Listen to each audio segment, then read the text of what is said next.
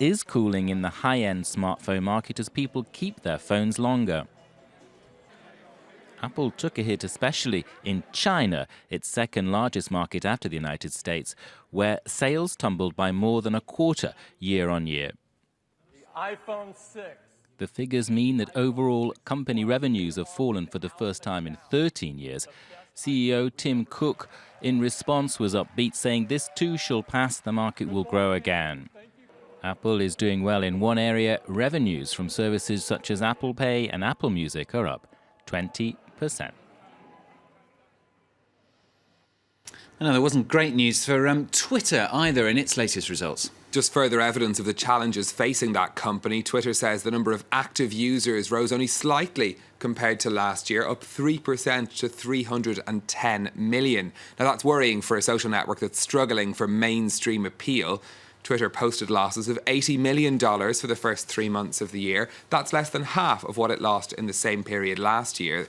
Revenues were up by more than a third to $595 million, but that was less than Wall Street had expected. Has it gone down on the markets then? Unsurprisingly, not very well. In after-hours trading on Wall Street, Apple shares were down by almost 8%, wiping $48 billion off the market value of the company. Twitter shares down by over 13%. Real concern now from investors about Twitter's future and whether it can grow into a profitable company. Some of the jitters over those companies spilling into trading in Asia on the markets today as well. Suppliers of iPhone parts seeing their shares fall in Japan. Panasonic, just one company, seeing their shares fall. That's the picture across the Asian markets. On the European markets, things looking a little more positive at the start of the trading day. Small gains on the European markets. In London, shares in the bank Barclays up over 3.5%. That's despite reporting a fall in profits of 1/3 in the first quarter of the year.